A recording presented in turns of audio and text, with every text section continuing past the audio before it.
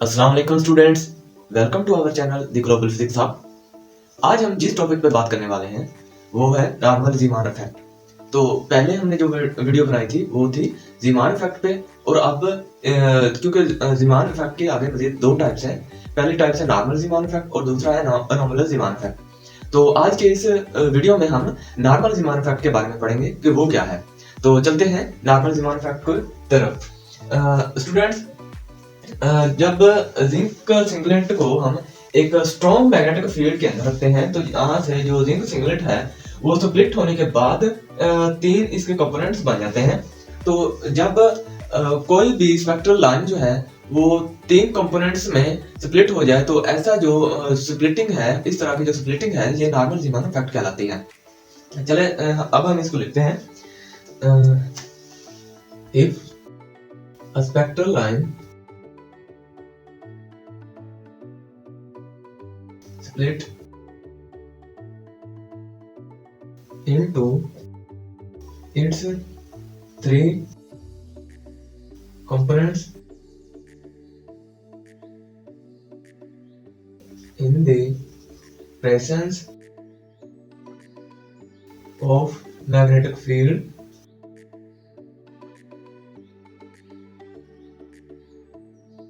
is called normal Zeeman effect।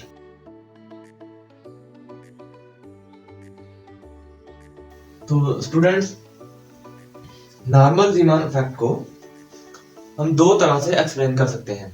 पहला, हम इसे क्लासिकल थ्योरी से एक्सप्लेन कर सकते हैं और दूसरा इसको क्वांटम थ्योरी से एक्सप्लेन कर सकते हैं। तो इसको हम लिखते हैं the normal Zeeman effect it can be explained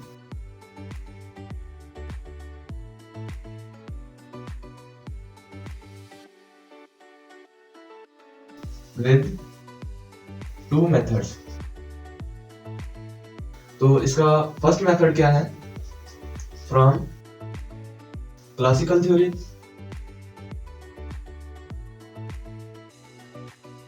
और दूसरा जो मेथड है वो है फ्रॉम क्वांटम थ्योरी।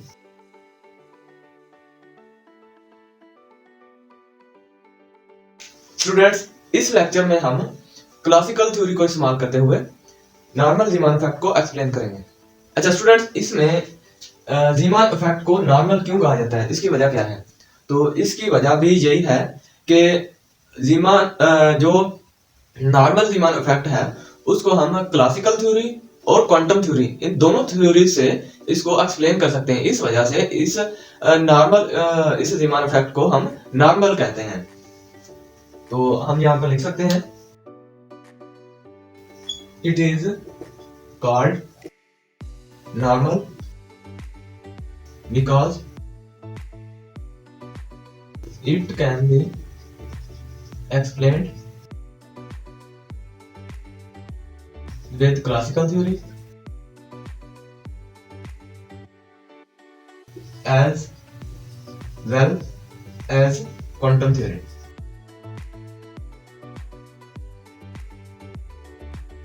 स्टूडेंट्स, यहाँ तक इसको नोट कर लें या इसका स्क्रीनशॉट ले लें, इसके बाद हम मज़ीद प्रोसीड करेंगे।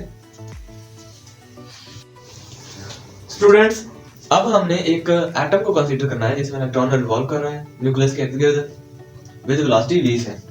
जैसे कि ये हमने दिखाया है कि ये न्यूक्लियस है दरमियान में और ये इलेक्ट्रॉन इसके इर्द-गिर्द वेलोसिटी v से रिवॉल्व कर रहा है। तो लिखते हैं हम इसे, let an electron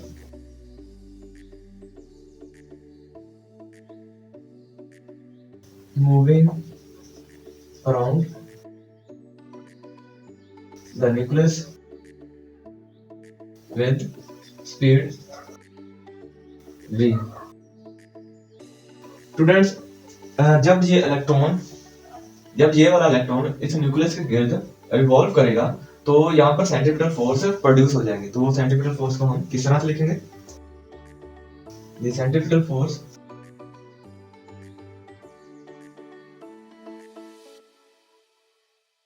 will be as Fc is equal to mv square over r। क्योंकि हम जानते हैं कि जो लीनियर वेलोसिटी है v, ये बराबर होती है r multiply by angular velocity के।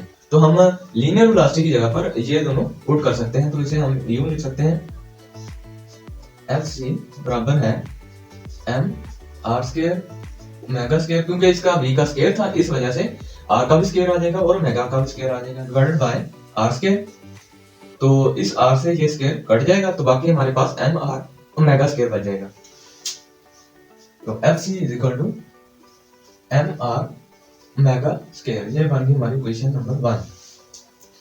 स्टूडेंट्स, अब हमने ये करना है कि ये जो एटम था इस पर हमने मैग्नेटिक फील्ड अप्लाई कर देना है। जब मैग्नेटिक फील्ड अप्लाई करेंगे तो इस इलेक्ट्रॉन की जो मोशन है वो क्लॉकवाइज भी हो सकती है और एंटी क्लॉकवाइज भी हो सकती है, उसके मैग्नेटिक फील्ड के खिलाफ भी हो सकती है और उसकी तरफ भी हो सकती है। तो जब ये क्लॉकवाइज में होगा तो मैग्नेटिक फील्ड की डायरेक्शन आप देख सकते हैं कि इस तरफ है और इलेक्ट्रॉन की डायरेक्शन इस तरफ क्लॉकवाइज होगी और ये वेलोसिटी v को शो कर रहा है यहाँ से।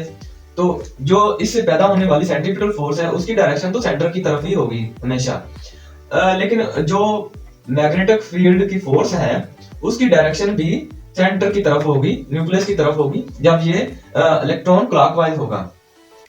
और दूसरी इस फिगर में देखें कि जब इलेक्ट्रॉन जो है ये एंटी क्लॉकवाइज होगा तो सेंट्रीपिटल फोर्स तो सेंटर की तरफ होगी, लेकिन जो मैग्नेटिक फोर्स है वो सेंटर से दूर जा रही है, यानी इलेक्ट्रॉन की तरफ होगी। तो इसमें जो हम फोर्स अप्लाई कर रहे हैं या फोर्स अप्लाई हो रही है मैग्नेटिक फोर्स, तो उसको हम किस तरह से लिखेंगे, magnetic force, the magnetic force FB is, तो FB जो है ये बराबर होता है charge Q into velocity multiply by velocity और मैग्नेटिक फील्ड का क्रॉस प्रोडक्ट है। तो इसकी जगह पर हम क्रॉस को खत्म करेंगे तो साइन थीटा आ जाएगा, QVB साइन थीटा। तो स्टूडेंट्स, क्योंकि हम यहाँ पर इलेक्ट्रॉन के चार्ज को डील कर रहे हैं, तो यहाँ पर जो चार्ज Q है, क्योंकि ये जो चार्ज Q है वो इलेक्ट्रॉन के बराबर है, तो यहाँ पर इलेक्ट्रॉन आ जाएगा। FB is equal to EVB sine of theta, ये हमारी इक्वेशन बन गई 2। अब जब वेलोसिटी और मैग्नेटिक फील्ड दोनों परपेंडिकुलर होंगे, दैट इज के इसमें जो एंगल है वो थीटा 90 डिग्री होगा, तो साइन, तो इसे जो साइन थी 90 डिग्री है वो 1 के बराबर होता है। तो फिर FB जो है ये बराबर होगा EVB के। तो ये हमारी इक्वेशन मान गई 3। स्टूडेंट्स, इसका स्क्रीनशॉट लें, फिर हम आगे प्रोसीड करेंगे। स्टूडेंट्स, यहाँ पर जो वेलोसिटी थी वो एंगुलर वेलोसिटी के तौर पर है, तो क्योंकि ये दायरे में इलेक्ट्रॉन जो है एक दायरे में हरकत कर रहा है, इस वजह से इसकी जो वेलोसिटी है वो लीनियर वेलोसिटी नहीं है बल्कि एंगुलर वेलोसिटी होगी।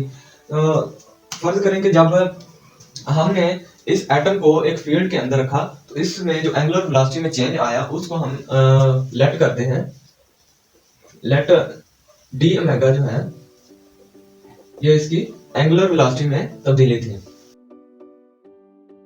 is the change in angular velocity। तो स्टूडेंट्स, ये जो चेंज है जब हम इनके ऊपर मैग्नेटिक फील्ड अप्लाई कर देंगे तो सेंट्रीपिटल फोर्स और मैग्नेटिक फोर्स का इसके साथ क्या ताल्लुक बनेगा, तो वो हम यहाँ पे लिखते हैं।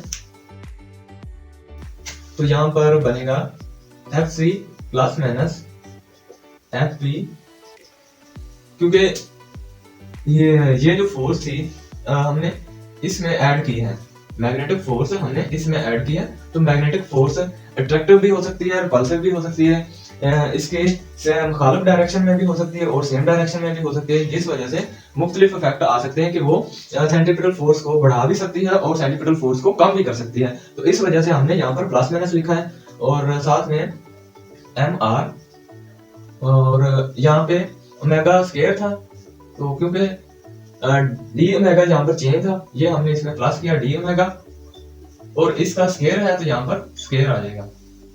अब इसको मजीद हल करते हैं और अब इनमें जो है वैल्यूज इनकी पुट कर देते हैं। ये इक्वेशन बन गई 3, put equation 1 and equation 3, sorry ये इक्वेशन 4 है, इन इक्वेशन 4। तो 4 में हमने इक्वेशन 1 और 3 को पुट कर देना है। तो एफसी की जगह पर आ जाएगा M R omega square plus minus, और एफ बी की जगह पर ई बी बी, और यहाँ से ये वाला स्क्वायर हम खोलेंगे तो M R omega square, M R omega square, और साथ में ये वाला आ जाएगा प्लस डी ओमेगा इसका स्क्वायर प्लस और 2 ओमेगा इंटू डी ओमेगा। अब क्योंकि हमने बात की है डी ओमेगा जो इसमें थोड़ा सा चेंज आया था, स्मॉल चेंज, अगर डी ओमेगा जो है ये स्मॉल चेंज है, और यहाँ से ये देख ले पहले ये दोनों सेम है, एम आर ओमेगा स्क्वायर और एम आर ओमेगा स्क्वायर ये दोनों इससे कैंसिल हो जाएंगे। अब यहाँ पर एक और लिखते जाए कि क्योंकि डी ओमेगा जो है, सिंस डी ओमेगा जो है इज वेरी स्मॉल, क्योंकि डी ओमेगा बहुत छोटा है, और जो बहुत छोटा है मतलब ये 0 पॉइंट समथिंग इसकी वैल्यू होगी, और जब इतनी छोटी वैल्यू का हम स्केयर लेते हैं तो वो मजीद छोटी हो जाती है, इसलिए हम इसको कह सकते हैं कि डी ओमेगा जो है, डी ओमेगा का जो स्केयर है वो अप्रोक्सीमेटली इक्वल टू 0 है। तो यहाँ पर जहां पर डी ओमेगा स्केयर है वहां पे 0 पुट कर देंगे, तो इसको मैं रेज कर देता हूँ।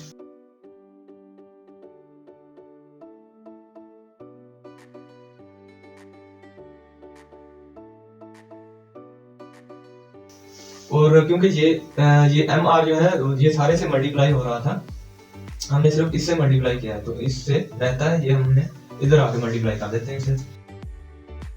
तो यहाँ से जो बच गया था plus minus A B B, और यहाँ पर एम आर इससे मल्टीप्लाई होगा, तो ये जो है एम आर, क्योंकि डी ओमेगा स्क्वायर हमने कहा था 0, तो यहाँ पर 0 पुट कर देंगे प्लस ये, और एम आर जो था ये सारे के साथ मल्टीप्लाई होना था, तो यहाँ पर भी एम आर आ जाएगा 2 एम आर ओमेगा और डी ओमेगा वैसे ही यहाँ पर।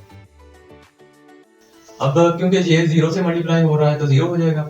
बाकी अब हम डी ओमेगा की वैल्यू निकाल सकते हैं यहाँ से, डी ओमेगा बराबर है प्लस माइनस ई बी बी, ये वाला इतना सारा जो है ये इधर मल्टीप्लाई हो रहा है, इधर आके डिवाइड हो जाएगा, तो 2 एम आर ओमेगा, क्योंकि हम जानते हैं कि v बराबर होता है r ओमेगा के, तो हम r ओमेगा की जगह पर v पुट कर सकते हैं। d ओमेगा बराबर है plus minus e v v divide by 2mv, तो यहाँ से v से v कट जाएगा, बाकी हमारे पास बच गया d omega is equal to plus minus e v over 2m। ये हमारी क्वेश्चन बन गई 5। स्टूडेंट्स यहाँ d ओमेगा जो है ये चेंज इन एंगुलर वेलोसिटी है, तो हमें चाहिए चेंज इन जो इसकी फ्रीक्वेंसी थी, चेंज इन इसकी फ्रीक्वेंसी वो हमें चाहिए। तो उसके लिए हमने क्या करना है कि हमें पता है कि वी नो दैट जो ओमेगा है वो बराबर होता है 2 पाई न्यू के बराबर, यानी जो एंगुलर वेलोसिटी है ये 2 पाई न्यू के बराबर है, तो इस को हम इस तरह से लिख सकते हैं डी ओमेगा, अगर इसका डेरिवेटिव लें तो इसका भी आएगा 2 पाई डी न्यू। तो अब हम इक्वेशन 5 और इक्वेशन 6 को कंपेयर करेंगे bye comparing equation 5 and 6। Equation 5 और 6 को हमने कंपेयर करना है, तो 2 pi D nu is equal to plus minus E B over 2m। तो स्टूडेंट्स आप इसका स्क्रीनशॉट लें, फिर हम आगे मजीद प्रोसीड करते हैं। स्टूडेंट्स अब हम इस इक्वेशन में से ये 2 पाई जो है डी न्यू के साथ मल्टीप्लाई हो रहा है, तो ये इधर आकर डिवाइड हो जाएगा, तो इसे हम इधर लिखते हैं डी न्यू बराबर है प्लस माइनस ई बी ओवर 2 से 2 मल्टीप्लाई होगा तो 4 पाई एम। ये आ गई हमारी इक्वेशन नंबर 7। अच्छा, ये जो इक्वेशन है हमें ये बता रही है कि जब हमने इस पर मैग्नेटिक फील्ड अप्लाई किया है, मैग्नेटिक फील्ड अप्लाई करने के बाद इस तरह से हमारे पास शक्लें बने, तो मैग्नेटिक फील्ड अप्लाई करने के बाद जो फ्रीक्वेंसी में चेंज आया था वो चेंज हमें इस इक्वेशन के जरिए पता चल रहा है। तो this shows the change in frequency by applying magnetic field B। तो स्टूडेंट, जो फ्रीक्वेंसी है उसके बारे में हम जानते हैं कि ये जो फ्रीक्वेंसी होती है speed of light divide by wavelength के बराबर होती है। तो इसको हम लिख सकते हैं इस तरह से, वी नो दैट जो फ्रीक्वेंसी है ये बराबर होती है c ओवर लैम्डा के। तो हम इसका अगर डेरिवेटिव लेते हैं, डी न्यू बराबर है c डी लैम्डा इनवर्स, क्योंकि ये जब ऊपर जाएगा तो इनवर्स हो जाएगा, या आप कह लेंगे इसकी पावर -1 हो जाएगी। और जब इसका डेरिवेटिव लेंगे, अब इसका डेरिवेटिव लेंगे तो क्या आएगा, डी न्यू बराबर होगा -c ओवर लैम्डा स्क्वायर, क्योंकि जब हम डेरिवेटिव लेंगे तो ये -1 जो है इधर आ जाएगा और इसके साथ मजीद माइनस करेंगे तो -2 बन जाएगा और ये नीचे आगे स्क्वायर हो जाएगा। और फिर जो लैम्डा है इसको हम डी लैम्डा से लिख देंगे इधर। अब इक्वेशन हमारी बन गई ये 7 और 8। अब हमने ये भी डी न्यू है और ये भी डी न्यू है, तो हम इन दोनों को कंपेयर कर सकते हैं बाय कंपेयरिंग इक्वेशन 7 एंड 8। इन दोनों को हमने कंपेयर किया तो यहाँ से -c over lambda square d lambda is equal to plus minus E B over 4 pi m. अब यहाँ से देखें ये माइनस है, इस पूरी को हम माइनस से मल्टीप्लाई करें तो ये प्लस जो है माइनस में कन्वर्ट हो जाएगा और माइनस ये वाला प्लस में कन्वर्ट हो जाएगा और ये भी प्लस बन जाएगा। और लैम्डा स्क्वायर यहाँ पर डिवाइड हो रहा है तो इधर आकर मल्टीप्लाई हो जाएगा, सी यहाँ पर मल्टीप्लाई हो रहा है इधर आके डिवाइड हो जाएगा। तो हम इसको लिख सकते हैं डी लैम्डा, ये माइनस प्लस तो ये दोनों लामते चेंज हो जाएंगे, ई बी ये लैम्डा स्क्वायर इधर तकसीम हो रहा है डिवाइड हो रहा है इधर आकर मल्टीप्लाई हो जाएगा, lambda square divided by 4 pi m. तो ये जो c था यहाँ मल्टीप्लाई हो रहा है इधर आके डिवाइड हो जाएगा। ये जो हमारे पास बन गई है क्वेश्चन नंबर 9। इसको मैं मिटा रहा हूं। तो ये क्वेश्चन हमें क्या देती है, जब हम इस एटम को मैग्नेटिक फील्ड के अंदर रखते हैं तो मैग्नेटिक फील्ड की वजह से इस एटम में जो वेवलेंथ में चेंज आता है वो इस इक्वेशन के जरिए हमें पता चलता है। तो हम this equation this shows the change of wavelength when magnetic field B is applied। Students, ये था हमारा नॉर्मल ज़ीमान इफेक्ट। उम्मीद करता हूँ कि आपको इस लेक्चर से कुछ न कुछ इल्म हासिल हुआ होगा। मजीद ऐसी वीडियो देखने के लिए हमारे चैनल को सब्सक्राइब करें और अपने दोस्तों से भी शेयर करें। वीडियो देखने का शुक्रिया। अल्लाह हाफिज।